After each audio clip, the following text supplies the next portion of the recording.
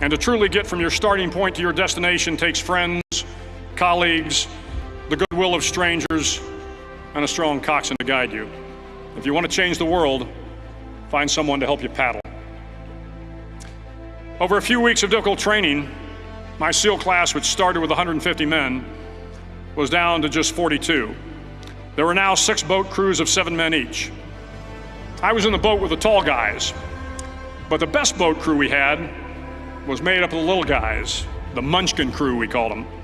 No one was over 5'5". The Munchkin boat crew had 1 American Indian, 1 African American, 1 Polish American, 1 Greek American, 1 Italian American, and 2 tough kids from the Midwest. They out-paddled, outran, and outswam all the other boat crews.